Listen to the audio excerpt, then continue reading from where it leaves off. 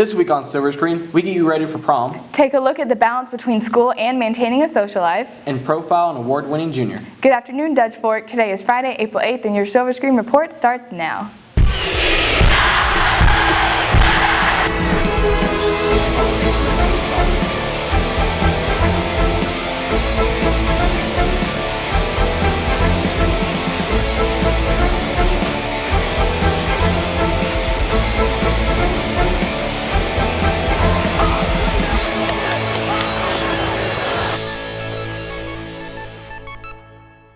Before spring break, Jamie Lawhorn from Prudential Financial came to campus to present a prestigious award to one of our juniors.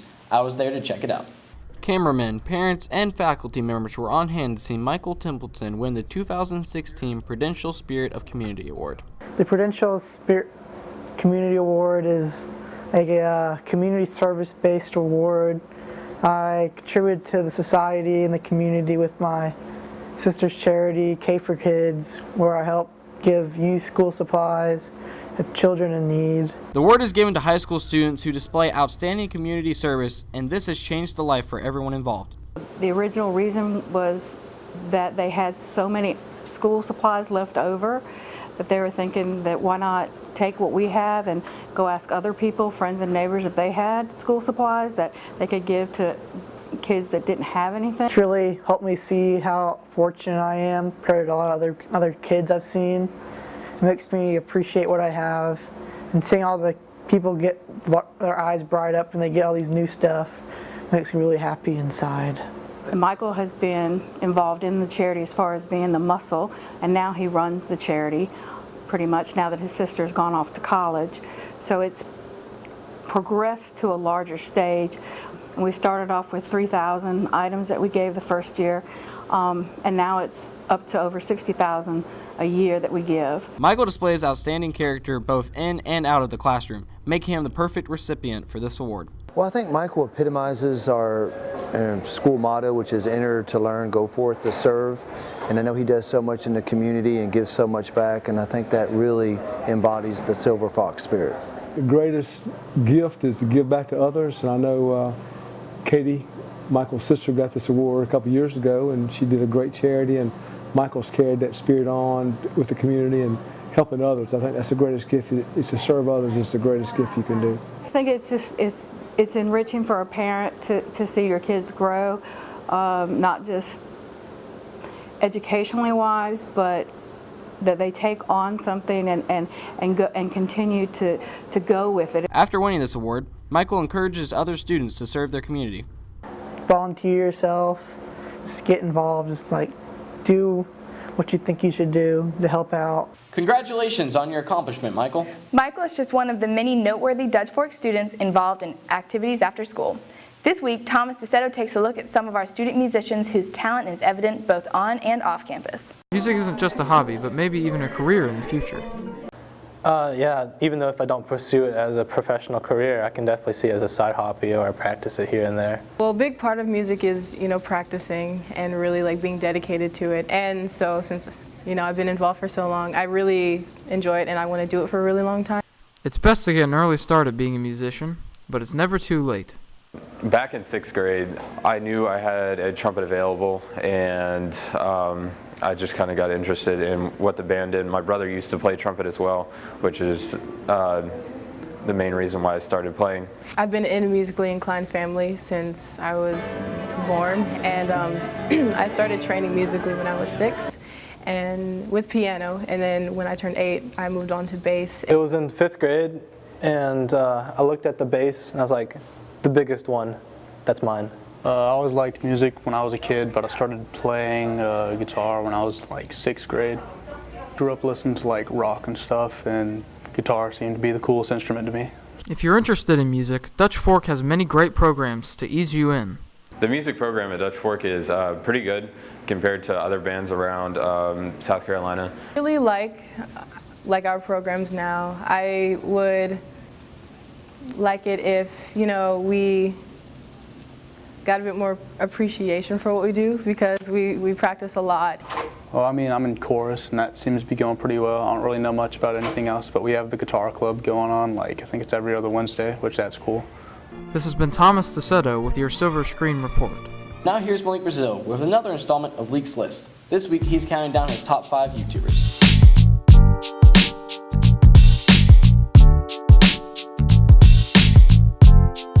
To start the list off, Damon and Joe are YouTubers based out of Los Angeles that travel around the world to vlog their experiences and give their viewers tips on how to travel.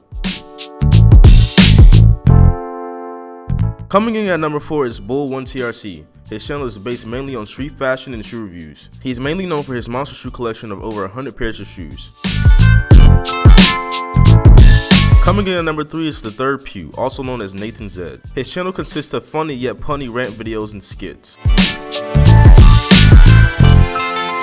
Coming in at number 2 is Superwoman, also known as Lily Singh. Lily's channel consists of funny rant videos and skits. She is mostly known for her funny imitations of her parents. T-Pendale, coming in at number 1, is a YouTuber with over 1 million subscribers that makes comedy sketches, rant videos, and daily vlogs. For Leaks List, this has been Malik Brazil.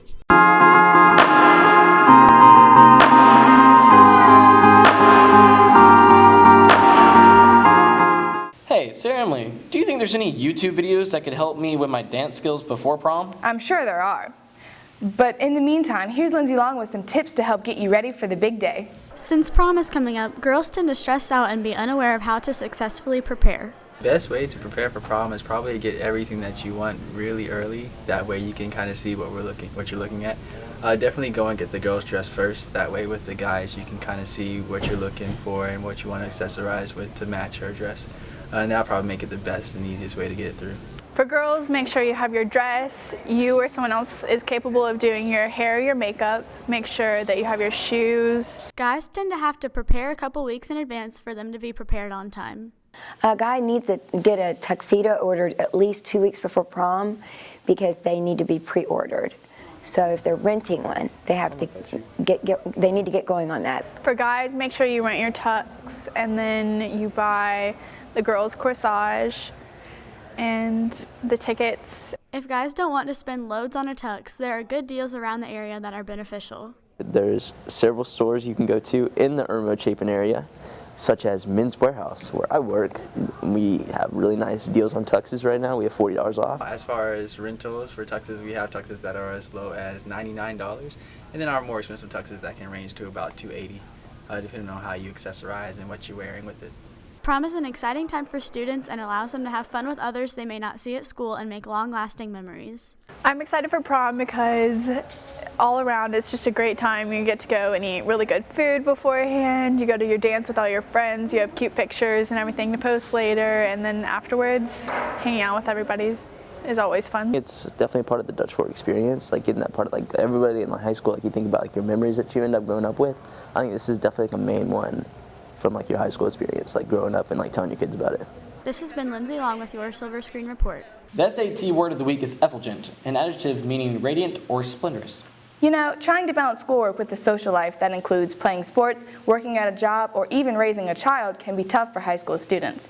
But students at Dutch Fork have developed ways to help find this balance. Here's Intro to Mass Media student Madeline Pelham with a special report. Students strive to find the time to mix social life with their school life. Many students can be seen socializing with friends while in the library working on schoolwork, and others can be seen working hard while in class. I think it's important to balance out social life and school because you need that good mix. You got your friends and you got all that, but you also need to have your schoolwork, and your social life is just like an outlet from school. Trying to find the time to balance a school life with this social life seems to be a main problem for high schoolers. Students work very hard and intently in class while also having to worry about problems outside of school, such as finding time for friends or even taking care of a child. Trying to find the time to balance it all. It's like coming home and spending time with her after being at school and having to wait to do my homework. I spend a lot of nights being up at like 2 o'clock in the morning and stuff doing homework, so it's just hard to like find the time and like trying to find time to like balance friends and stuff. Just the time. While some students struggle to find the time to balance everything, other students find it easy to balance school, social life, and a job. Job is kind of cool on the one hand. My school life is a little stressful, but I can figure out how to get out. Sports are an important factor in students' lives. The High School Athletics Participation Survey estimates that 55.5% of all high school students in the country play a sport, which is continuing to increase year after year. The students who play a sport have to try even harder to keep up with school and a social life. Baseball typically doesn't end until 6:30, and I get home and I'm pretty tired.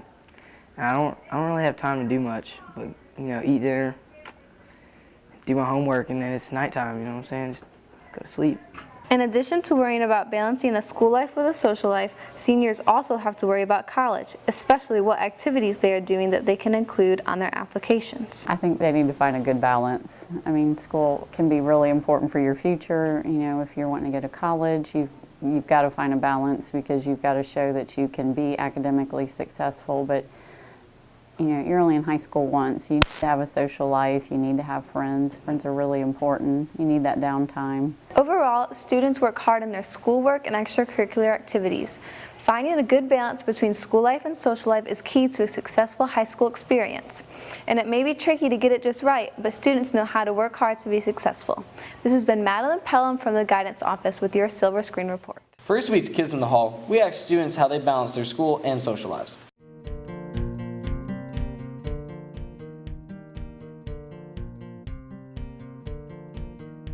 Well, I just do my homework when I get home, and then the rest of the time is to myself.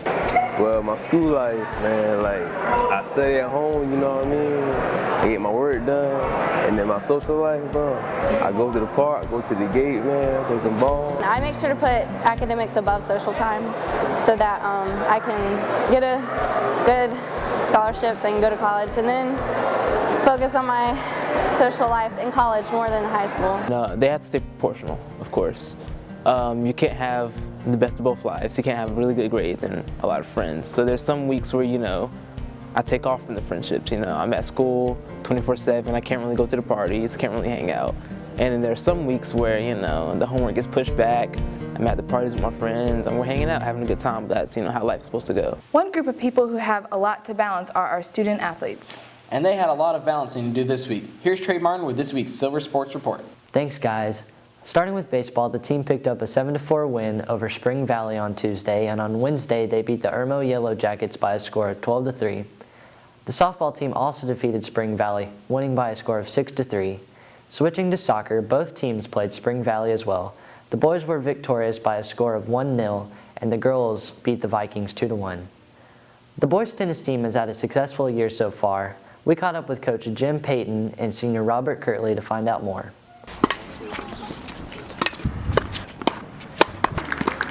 The boys tennis team picked up their first win ever against Chapin Tuesday by a score of 4-2.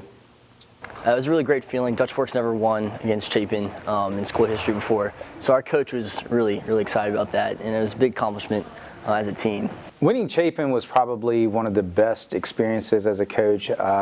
We don't get to play them often. I was told years ago that we had never beaten Chapin, so 5 years later, one of the probably, 2 or 3 greatest moments as a tennis coach.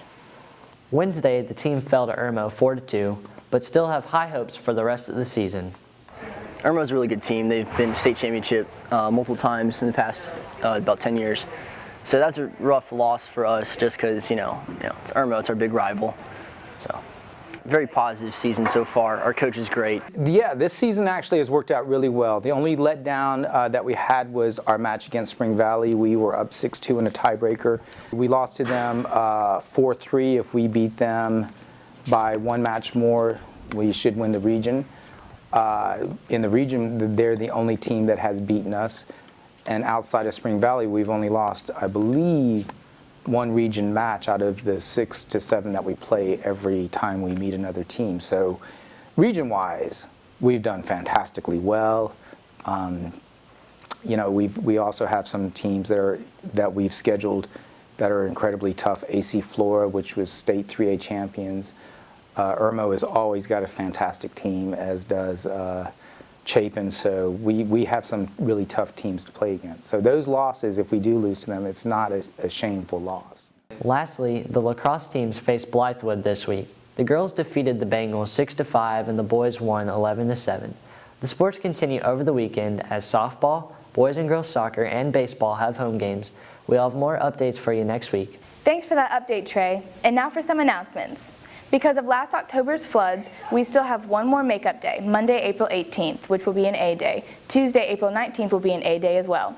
Have you ordered your yearbook yet? This is your last week to pre-order your book. Go to jostinsyearbooks.com to order yours today. A free IT camp will be offered for students in grades 7 through 11 on April 23rd from 9 a.m. to 3 p.m. Email lexrich5itcamp@gmail.com for more information. Dazzlers tryouts will be held in the gym May 9th through 12th at 4 p.m. You must attend all days of tryouts. See dance teacher Jenny Haynes for more information. Here's Caleb with more. Thanks, Sarah Emily. The Media Center is sponsoring a poetry contest each week in April. This week's contest is to write a haiku using the word spring. This week's poems are due today, and the winner will receive $25. Check out the scrolling announcements or the Media Center's Edmodo feed for more details. Senior musicians who are interested in performing at Senior Field Day should see Student Council-sponsored Laura Humphrey in room 201. Senior Field Day is April 22nd. Prom tickets are on sale now. Tickets are $25. Prom is Saturday, April 23rd. The District 5 Dance Marathon will be May 14th from 3:30 to 5:30 p.m. at the Seven Oaks Parks Gym. The cost is $10 and all participants will receive a District 5 Dance Marathon t-shirt. Registration details will be announced soon. That's all for this week. We'll see you next Friday. Oh, yeah, well, whatever. Okay. And now here's Malik Brazil. Oh my gosh. Here's Malik Brazil. You say his name all the time. That was cute because we were like, we were like having a little conversation. I don't know how to dance. Before spring break. Oh my gosh. Spring break. It was so cute. Okay.